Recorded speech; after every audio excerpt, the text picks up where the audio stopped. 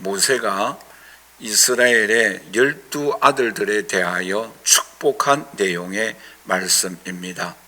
특별히 오늘 우리가 읽은 내용의 말씀은 그 12아들들 중에서 8번째 아들인 아셀에 관한 축복의 말씀입니다.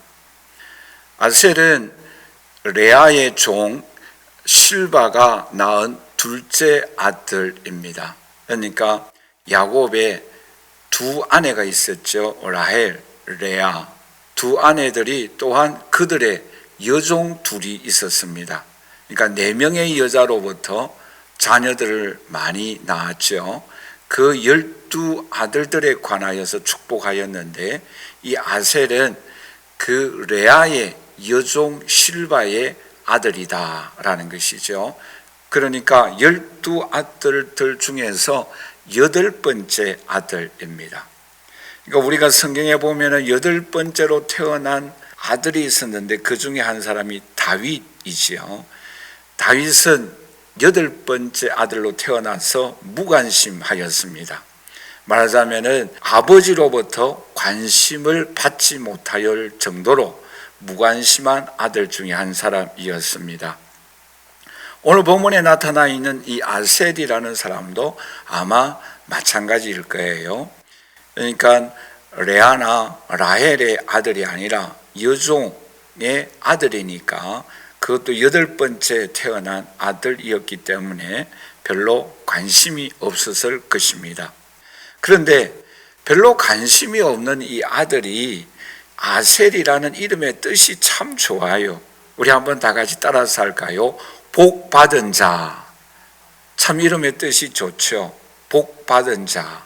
오늘 저와 여러분들이 복 받은 자가 되시기를 주님의 이름으로 간절히 축원합니다. 아니, 오늘 저와 여러분들은 예수 그리스도를 구주로 믿기 때문에 이미 복 받은 사람인 줄 믿습니다. 그리고 앞으로도 더 많은 복을 받는 하나님의 자녀가 될 줄 믿습니다. 그런데 이 아셀이라는 이름의 뜻은 또한 기쁨, 행복, 즐거움 이런 뜻도 포함되어서 있습니다. 그뿐만 아니라 이 아셀 지파가 산 지역이 어딘가 하면은 굉장히 좋은 지역에 살았어요. 말하자면은 지중해 연안에 두로라는 유명한 항이 있는 항구 도시 중에 하나입니다. 뿐만 아니라 그 주변은 우리가 잘 아는 갈멜산도 있고 또 곡창지대가 그 주변에 있었기 때문에 그 성경에 보면은 여러 가지 곡식들을 가지고 왕궁에서 주식으로 삼았다라는 그러한 말씀이 있습니다. 그 정도로 이곳에서 생산되는 곡식들이 유명하였다라는 것이죠. 그리고 이 아셀 지파에서 유명한 인물이 누구인가 하면 신약 성경에 우리가 잘 아는 안나라는 사람이 있죠. 이 사람이 가부가 되어져서 성전에서 생활하였을 때에 아기 예수를 보고 기뻐하였던 여인 중에 한 사람이 바로 이 아셀 지파에 속한 사람입니다. 그러므로 오늘 이 자리에 함께 예배드리는 저와 우리 사랑하신 성도 여러분, 오늘 우리가 이 시간 함께 생각하고자 하는 것은 8번째, 즉 관심이 별로 없고 별로 그렇게 알아주지 아니하였던 인물이 하나님의 큰 복을 받았고 뿐만 아니라 복 받은 자로서 또 기쁨과 행복한 삶을 살아갔던 이 아셀에게 하나님께서 어떤 은총과 축복을 베풀어 주셨는가, 크게 4가지를 우리가 함께 살펴보고자 합니다. 첫째는 뭔가 하면은 우리 한번 다 같이 따라서 하겠습니다. 아셀 지파는 사막을 통하여 더 큰 축복을 받았다라는 것을 오늘 우리에게 말씀해 주고 있습니다. 여러분, 이스라엘 백성들이 출애굽할 때에 인구 조사를 하였죠. 그 인구 조사를 하였는데 출애굽할 때에 인구가 몇 명인가 하면은 민수기 1장 41절 말씀을 우리 한번 다 함께 같이 읽도록 하겠습니다. 아셀 지파에서 계수된 자는 41,500명이었더라 라고 말씀을 하고 있죠. 그런데 이 아셀 지파가 즉 이스라엘 백성들이 가나안 땅에 입성하였을 때에, 그러니까 가나안 땅에 들어갈 때에 인구 조사를 하였는데, 그때 인구는 몇 명인가 하면은 우리 한번 민수기 26장 41절을 우리 다 함께 같이 읽도록 하겠습니다. 이는 아셀 자손의 종족들이니 계수된 자가 53,400명이었더라. 앞에는 몇 명이었어요? 41,500명. 지금은 몇 명입니까? 53,400명. 약 얼마가 더 많습니까? 12,000여 명이 더 많죠. 근데 여기서 우리가 중요한 교훈을 발견하여야 합니다. 여러분, 출애굽할 때와 가나안 땅에 입성할 때에 그 여정 속에 무슨 길이 있었습니까? 사막이 있었어요. 광야입니다. 40년 동안 방황하였던 사막입니다. 물론 정확한 통계는 아니지만 이 광야에서 얼마나 이스라엘 백성들이 죽어갔습니까? 그러니까 약 200만 명, 여자 어린 자녀들 다 포함해서 장정 포함해서 약 200여만 명, 그 200여만 명이 40년 동안 광야길을 걸어갔었는데 계산을 해보니까 하루에 죽은 사람이 약 130여 명쯤 됩니다. 물론 어떤 날은 더 많이 세상을 떠나고 또 어떤 날은 적게 세상을 떠나고 차이는 있겠습니다만은 평균 한 130여 명이 죽었다라는 것입니다. 그런데 중요한 것은 이 광야를 통해서 아셀 지파는 종족이 더 많이 번성했다라는 거예요. 여기에 놀라운 비밀이 있다라는 것입니다. 약 12,000여 명이 더 많은 아셀 지파의 자손의 축복을 받았다라는 거예요. 광야와 고통과 죽음의 이 모든 지역을 지나갈 때에 하나님은 이 아셀 지파에게 더 많은 은총과 축복을 주셨다라는 것입니다. 오늘 이 자리에 함께 예배드리는 저와 우리 사랑하시는 성도 여러분, 오늘 우리들은 광야를 다 싫어합니다. 그렇죠? 저도 광야를 싫어하고 어려움을, 역경을, 시련을 다 싫어합니다. 그런데 이 아셀 지파는 광야를 통하여서 자손이 12,000여 명 이상 더 많은 하나님의 은총과 축복을 받았다라는 거예요. 여러분, 다윗 왕과 사울 왕의 차이점이 뭔가 많은 학자들이 이야기하고 있습니다만은 그 중에 하나가 뭔가 하면은 사울 왕에게는 광야가 없었고 다윗 왕에게는 광야가 있었다라는 것입니다. 모세가 어떻게 이스라엘 백성들을 인도할 수 있었습니까? 그것은 40년간의 애국 왕궁의 여러 학문들을 공부하였습니다마는 그 가운데 또 하나 중요한 것은 40년 광야의 삶이 있었다라는 것이죠. 그리고 난 이후에 40년 동안 이스라엘 백성들을 인도해 나아갈 수가 있었습니다. 여러분, 40년 동안 이스라엘 백성들을 인도하였을 때 원망과 불평, 많은 어려움들이 모세에게 있었습니다마는 그것을 견딜 수 있었던 비결은 바로 앞부분 40년간 광야의 삶이 있었기 때문인 줄 믿습니다. 오늘 우리는 이 광야를 다 싫어합니다. 그러나 광야는 우리로 하여금 하나님을 만나게 하고 하나님의 손길을 체험하게 하고 하나님의 능력과 인도하심을 경험케 하여 주시는 하나님의 은총인 줄 믿습니다.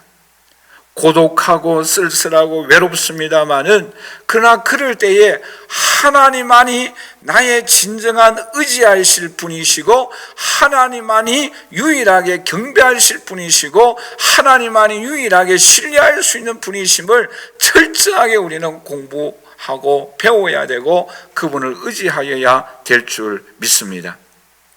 스펄전 목사님은 이런 말을 했어요. 하나님은 언제 우리에게 찾아오시는가? 인간이 가장 비참함과 무기력함을 느낄 때, 그리고 천천히 조용하게 찾아오신다 라고 말한 바가 있습니다.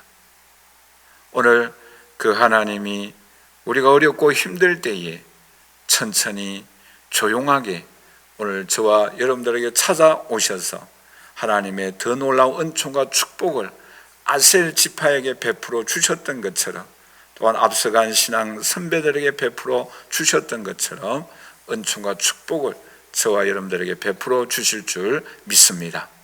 두 번째로 아셀 지파에게 하나님께서 어떤 은총과 축복을 베풀어 주셨는가? 우리 한번 다 같이 따라서 합니다. 사는 날에 능력이 있다. 여러분, 우리 신앙생활 하다 보면은 신자들에게 3번 크게 변화된다라는 말이 있습니다. 그 3번이 뭔가 하면은 첫째로서는 예수님을 나의 구주로 확신하느냐 확신 안 하느냐. 그러니까 예수 믿을 때와 믿지 않을 때에 내가 구원의 확신을 가지느냐 가지지 아니하느냐에 따라서 큰 차이가 있다고 합니다. 두 번째 또 하나 큰 차이는 뭔가 하면은 성령의 충만을 받기 전과 받은 후에 큰 변화의 차이입니다. 여러분들이 너무나 잘 아시는 내용이라고 여겨집니다. 그리고 또 하나는 뭐인가요? 사명 받기 전과 후입니다. 이것도 또한 큰 변화 역사가 일어나죠. 저와 여러분들이 생각하고자 하는 것은 구원의 확신 있는 삶이 능력 있는 삶이다라는 것이죠. 그리고 또 하나는 성령의 능력을 힘 있는 삶이 능력이 있다라는 것입니다. 그리고 사명감을 가지고 사명을 받고 살아가야 우리가 이 땅에서 능력 있는 삶을 살아갈 수 있음을 오늘 우리에게 말씀해 주고 있습니다. 우리가 성경에 나오는 한 인물만을 함께 생각해 보도록 하십시다. 여러분, 사도 베드로를 생각해 보세요. 이 사도 베드로는 성령의 능력을 받기 전과 후가 너무나 큰 차이가 있는 삶을 살아갔습니다. 여러분, 베드로는 성령 받기 전에는 베드로가 멀찍이 예수님을 따라다녔어요. 마태복음 26장 58절 말씀해 보시면 대제사장의 뜰에까지 예수님의 마지막을 보기 위하여 안으로 들어가 있었습니다마는 이 베드로는 멀찍이 따라갔어요.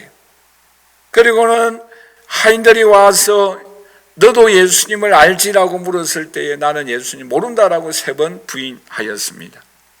그러나 이 베드로가 성령을 받고 난 이후에 어떤 역사가 그를 통하여 일어납니까? 예수 그리스도를 전파하였을 때에 3,000명이 회개하고 5,000명이 회개하고 안전병이가 일어나고 기적을 일으키고 하나님의 복음이 능력 있게 전파되는 모습들을 우리는 발견할 수가 있습니다. 뿐만 아니라 이 베드로는 그 한 여인이 와서 너가 예수님을 아느냐라고 물어보았을 때 나는 모른다라고 부인하였지만 성령 받고 난 이후에는 사도행전 4장 19절 말씀이 이런 고백을 하시오. 우리 한번 다 같이 읽도록 하겠습니다. 베드로와 요한이 대답하여 이르되 하나님 앞에서 너희의 말을 듣는 것이 하나님의 말씀을 듣는 것보다 옳은가 판단하라. 왜?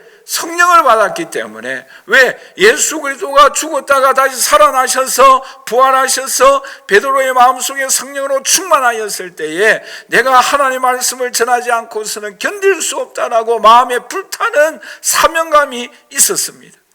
그러므로 그는 능력 있는 삶을 살아갔던 것입니다.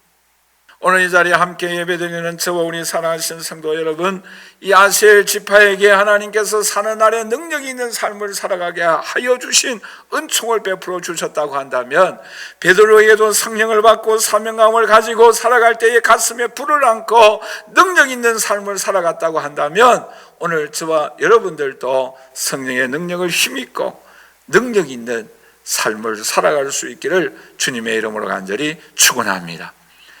세 번째로 아셀 지파에게 베풀어 주신 은총과 축복이 무엇입니까? 우리 한번 다 같이 따라서 합니다. 기름진 삶으로 그의 발걸음을 인도하여 주셨다.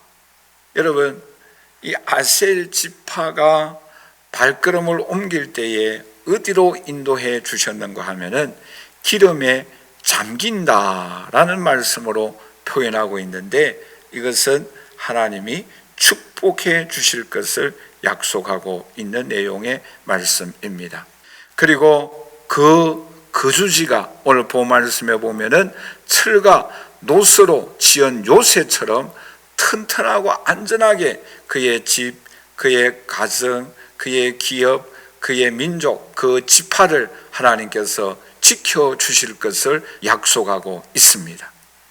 오늘 코로나 바이러스로 인하여 매우 힘든 가운데 있습니다만은 이 전염병으로부터 또 이제 추운 철이 우리에게 다가오고 있는데 감기로부터 모든 각종 질병으로부터 하나님께서 지켜주시고 보호하여 주실 줄 믿습니다. 그리고 기름진 곳으로 인도해 주신다라는 것은 앞에서도 말씀을 드린 바가 있습니다마는 이 아셀 지파가 사는 지역이 곡창지대예요.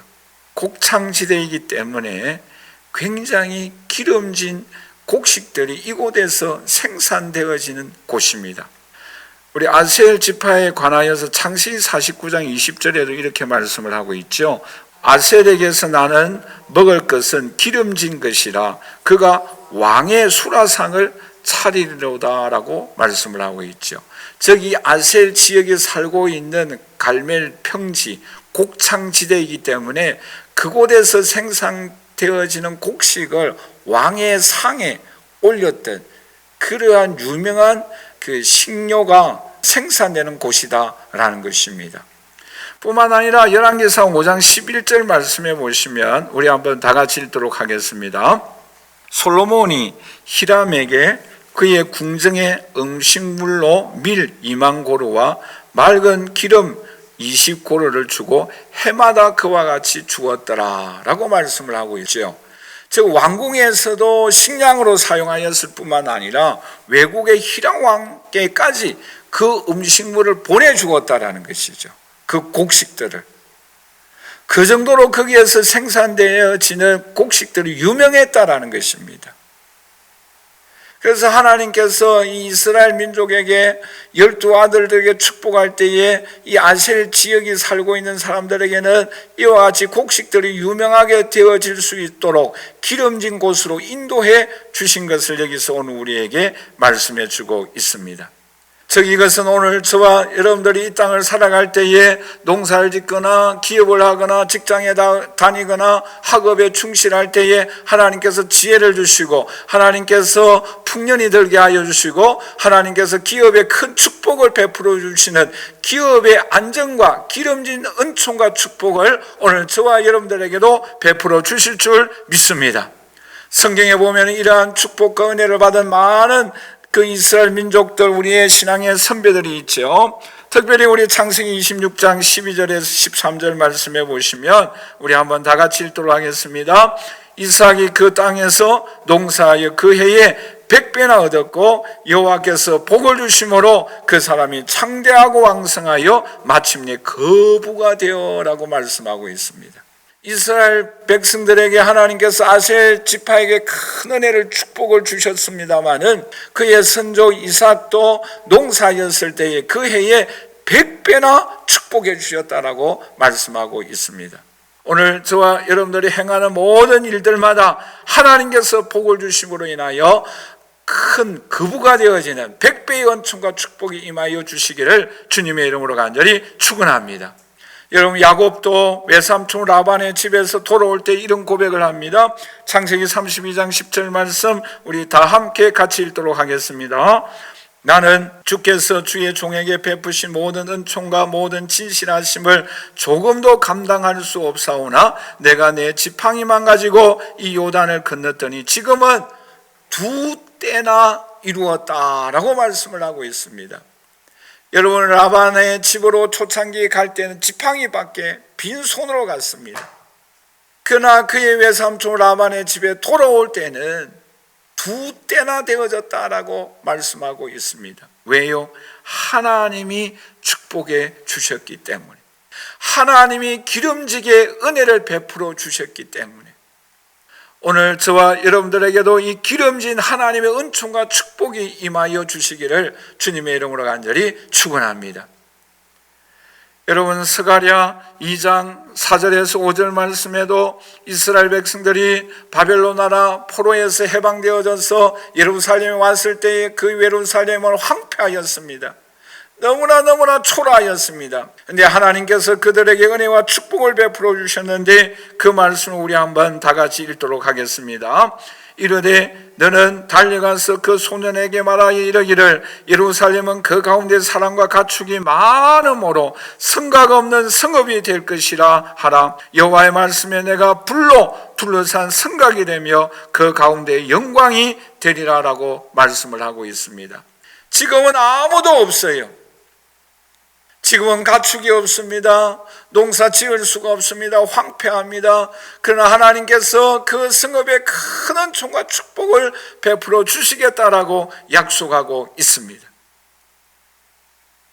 그뿐만 아니라 기름진 삶으로 그의 발걸음을 인도한다라는 내용의 말씀은 농사를 지어서 기업을 하여서 물질의 은총과 축복을 주실 뿐만 아니라 우리의 삶을 기름진 곳으로 인도해 주신다라는 내용의 말씀입니다. 여러분, 이 내용의 말씀이 다윗 왕을 생각해 보세요. 다윗 왕도 8째입니다. 막내입니다. 주목받지 못하였던 인물입니다. 그런데 이 다윗을 하나님은 양떼를 지키고 있었습니다마는 그의 발걸음을 기름진 곳으로 인도해 주셔서 이스라엘 왕이 되어지는 은총과 축복을 베풀어 주셨고 예수 그리스도의 조상이 되어지는 그러한 은총과 축복을 베풀어 주신 줄 믿습니다. 다윗은 형을 찾으러 가는 그 길이 골리앗을 만나고 골리앗을 물맷돌로 물리치는 놀라운 역사를 일으키게 되어졌습니다. 그리고 그 길이 기름진 곳으로 인도해 주었어요. 이스라엘 왕이 되는 길로 인도해 주신 줄 믿습니다. 오늘 우리의 한 걸음 한 걸음을 주님께서 우리의 발걸음을 기름진 곳으로 인도하여 주실 줄 믿습니다. 우리의 삶의 한 걸음 한 걸음을 생각해 보십시오. 우리의 발걸음을 하나님께서는 기름진 곳으로 궁극적으로는 영원한 하나님의 나라로 인도해 주실 줄 믿습니다. 여러분, 룻기에 나오는 나오미 가정을 생각해 보십시오. 흉년이 들어서 베들레헴에서 더 살 수가 없었어요. 그런데 남편과 두 아들을 데리고 이방인 땅에 들어갑니다. 이방인 땅에 들어가자마자 고난을 겪습니다. 남편이 죽고 아들 둘이가 다 죽습니다. 나오미와 그리고 오르바와 배 여인만 남습니다. 나오미가 이렇게 말합니다. 너희들 다 고향으로 돌아가라. 나는 베들레헴 떡집으로 가겠다. 나의 고향으로 가겠다. 그럴 때 오르바는 떠나가 버립니다. 그런데 끝까지 룻은 나의 어머니가 섬기는 그 하나님이 나의 하나님이 되고 나의 어머니의 고향이 나의 고향이 될 것이며 나는 어머니를 절대 떠나지 않겠다라고 따라갔습니다. 베들레헴으로 왔습니다마는 그러나 먹을 것이 없어요. 두 여인만 살고 있습니다. 외롭고 힘듭니다. 그런데 룻은 먹고 살기 위하여 이삭을 주우러 갑니다. 이삭을 주우러 가는 그 길이 보아스를 만나게 됩니다. 보아스를 만날 뿐만 아니라 보아스와 결혼을 하게 되어집니다. 그리고 그 룻이 예수님의 족보에 올라가는 영광스러운 여인이 됩니다. 여러분, 룻이라는 이 여인 보잘것없어요. 이방 여인입니다. 남편이 죽습니다. 외롭고 불쌍한 사람입니다. 이삭을 주어야 살 수 있는 가난한 사람입니다마는 그러나 그는 가정을 일으키고 나아가서 가문을 일으키고 나아가서 예수 그리스도의 족보에 올라가는 놀라운 은총과 축복을 하나님께서 베풀어 주었어요. 그의 발걸음을 하나님께서 기름진 곳으로 인도하여 주신 줄 믿습니다. 그 누가 보아스의 밭으로 그 발걸음을 인도할 줄, 그 누가 예수 그리스도의 조상이 되어지는 은총을 베풀어 주실 줄 누가 감히 상상이나 하였겠습니까? 오늘 저와 여러분들도 하나님은 기름진 곳으로 우리의 발걸음을 인도해 주실 줄 믿습니다. 기름진 곳으로 하나님께서 갑절의 100배의 물질의 은총과 축복도 베풀어 주실 줄 믿습니다. 오늘 또 룻을 인도하여 주신 그 하나님, 아셀 지파를 인도하여 주신 그 하나님, 다윗 왕에게 이삭에게 은혜와 축복을 베풀어 주신 그 하나님은 오늘 우리에게도 살아계셔서 기름진 곳으로 우리에게 인도하여 주시고 복된 길로 인도하여 주시고 하나님의 영광된 길로 오늘 우리에게 풍성한 물질의 은총과 축복의 길로 인도하여 주실 줄 믿습니다. 여러분, 사울 그는 예수 그리스도를 믿는 사람들을 얼마나 핍박하고 박해하였습니까? 그런데 다메섹 도상에서 예수 그리스도를 만납니다. 그리고 주를 위하여 헌신을 합니다. 희생을 합니다. 그가 나중에 이런 고백을 합니다. 에베소서 3장 8절 9절에 우리 한번 다 같이 함께 읽도록 하겠습니다. 모든 성도 중에 지극히 작은 자보다 더 작은 나에게 이 은혜를 주신 것은 측량할 수 없는 그리스도의 풍성함을 이방인에게 전하게 하시고 영원부터 만물을 창조하신 하나님 속에 감추었던 비밀의 경륜이 어떠한 것을 드러내게 하려 하심이라. 할렐루야. 오늘 우리로 하여금 지극히 작은 자 중에 작은 우리 저와 여러분이지만 그러나 하나님이 감당할 수 없는, 측량할 수 없는 하나님의 은총과 사랑과 능력을 힘입어서 측량할 수 없는 하나님의 은혜와 이 복음의 비밀을 널리 전할 수 있고 우리의 삶을 통해서 나타나는 하나님의 자녀들이 되시기를 주님의 이름으로 간절히 축원합니다. 사울은 하나님을 믿는 사람들을 핍박하였을 때는 기름진 삶으로 그의 발걸음을 인도하지 못하였습니다. 그러나 핍박하고 죽이기 위하여 가는 그 길이 예수 그리스도를 만났기 때문에 복음을 전하여 사명을 당하는 삶으로 나아갔기 때문에 그의 발걸음이 기름진 삶으로 하나님 앞에 영광을 나타낸 삶으로 나타내었던 것입니다. 이와 같이 오늘 저와 여러분들의 삶이 기름진 곳으로 우리의 삶을 인도하여 주실 줄 믿습니다. 이러한 은총과 축복이 우리에게 나타나셔서 측량할 수 없는 하나님의 비밀과 복음의 능력이 우리의 삶을 통하여 나타날 수 있기를 주님의 이름으로 간절히 축원합니다. 마지막 네 번째로 아셀 지파에게 베풀어 주신 은총이 무엇입니까? 우리 한번 다 같이 따라서 합니다. 평범한 인생이지만 이웃에게 기쁨이 되었다. 여러분, 앞에서도 말씀을 드린 바와 같이 이 아셀은 8번째 아들입니다. 그것도 라헬, 레아 이 두 정상적인 자녀로 출생한 사람이 아닙니다. 레아의 여종입니다. 여종의 아들입니다. 주위 사람들에게 별 관심이 아마 없었을 거예요. 그런데 이 사람이 주위의 사람들에게 어떤 사람이 됩니까? 기쁨이 되는 삶으로 바꾸어졌어요. 기쁨이 되는 삶. 쉽게 말하면 꼭 필요로 하는 사람이 되어졌다라는 것입니다. 여러분, 성경에 보면은 이와 유사한 사람이 많이 나오는데 그 중에 입다라는 사사기에 나오는 사사가 나옵니다.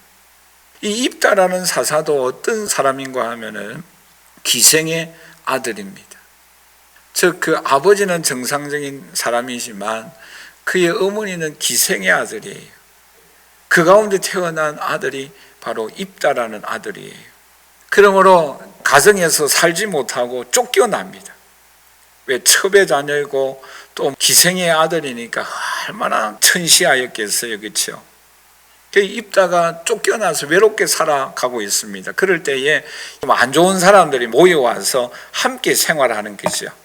그런 사람이 입다예요. 출신도 안 좋고 가정에서 쫓겨나왔고 주위에 함께 거하는 사람들도 별로 안 좋고 그렇죠. 근데 이 사람이 나중에 어떤 인물이 되는가 하면은 이스라엘 민족에게 모압 자손이 침략을 하는 거죠. 전쟁을 일으킵니다. 쉽게 말하면. 그러니까 암몬이라는 자손과 이스라엘이 전쟁을 하는 위험에 처하게 됩니다. 그러니까 암몬 자손이 들어와서 전쟁을 일으키려고 하였을 때에 이스라엘의 지도자들이, 장로들이 입다에게 찾아옵니다. 입다에게 찾아와서 우리에게 장관이 되어 달라라는 거예요. 대장이 되어 달라는 거예요. 그러니까 여러분 생각해 보세요.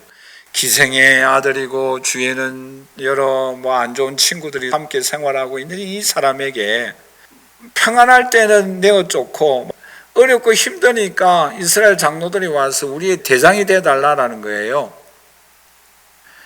그럴 때에 이 입다가 그런 제안을 받아들입니다. 그래, 당신 말대로 내가 이기면 장관이 되게 해달라, 대장이 되게 해달라 조건을 내밀고 갑니다. 그럴 때에 이 입다에게 여호와의 영이 임하였다라고 말씀을 하고 있습니다. 그리고 암몬 자손을 내어 쫓습니다. 그리고 이스라엘 민족의 대장이 되어집니다. 사사가 되어집니다. 오늘 이 자리에 함께 예배드리는 저와 우리 사랑하신 성도 여러분, 처음에는 이 아셀도 별 볼 없는 사람이었어요. 관심도 없는 사람이었어요. 다윗 왕도 마찬가지잖아요. 8번째 막내라는 뜻은 하찮은 인물이라는 뜻이에요. 관심이 없는 인물이었어요. 입다, 가정에조차 함께 살 수 없을 정도로 쫓겨난 인물입니다. 주위에 있는 사람들도 별로 안 좋아요. 그러나 여호와의 영이 임함으로 인하여, 여호와의 신이 임함으로 인하여 그는 장관이 되어지고 암몬 자손들을 내어 쫓습니다. 사사가 되어집니다. 존귀한 자가 됩니다. 꼭 필요한 사람이 됩니다. 다른 사람들에게 귀찮은 사람, 그러나 나중에는 존귀한 사람, 꼭 필요로 하는 사람, 우리의 대장이 되어 주십시오. 우리의 장관이 되어 주십시오. 당신이 우리 민족에 꼭 필요한 사람입니다. 오늘 이 자리에 함께 예배드리는 저와 우리 사랑하신 성도 여러분, 오늘 저와 여러분들도 이 아셀 지파 사람들처럼 뿐만 아니라 이 입다처럼 다윗처럼 여호와의 영이 임함으로 인하여, 하나님의 성령의 영이 우리에게 임함으로 인하여 꼭 필요로 하는 사람, 주위에 있는 사람들에게 기쁨이 되어지는 사람, 이런 사람들이 되시기를 주님의 이름으로 간절히 축원합니다. 결론적으로 말씀을 맺겠습니다. 오늘 우리들의 상황은 굉장히 힘들고 어려운 상황 속에 있습니다마는, 그러나 이 아셀 지파는 광야를 통과함으로 인하여 더 많은 은총과 축복이 임하였습니다. 광야는 다 싫어하고 어렵고 힘듭니다마는, 그러나 이 광야는 우리의 인생의 삶에 꼭 필요합니다. 필요함으로 인하여 이것을 잘 통과함으로 인해서 하나님의 예비하여 주신 놀라운 은총과 축복을 받을 수 있기를 간절히 소원합니다. 뿐만 아니라 구원의 확신과 성령의 능력을 받고 사명을 받고 능력 있는 삶을 살아갈 수 있기를 주님의 이름으로 간절히 축원합니다. 우리의 삶의 발걸음을 기름진 곳으로 인도하여 주실 줄 믿습니다. 물질적으로 기름진 곳으로 인도하여 주시고, 우리의 발걸음이 존귀한 자의 기름진 곳으로, 우리가 전혀 생각하여 기대하지 아니하였던 곳으로 룻을, 다윗을 인도하여 주신 그 하나님께서 우리들을 기름진 곳으로 인도하여 주실 줄 믿습니다. 지금은 주위에 있는 사람들이 아무도 알아주지 않지만, 그러나 기쁨이 되어지고 꼭 필요한 사람이 될 줄 믿습니다. 이런 은총과 축복이 오늘 저와 여러분들에게, 우리 충만한 교회와 우리 한국 교회 위에 임할 수 있기를 주님의 이름으로 간절히 축원합니다.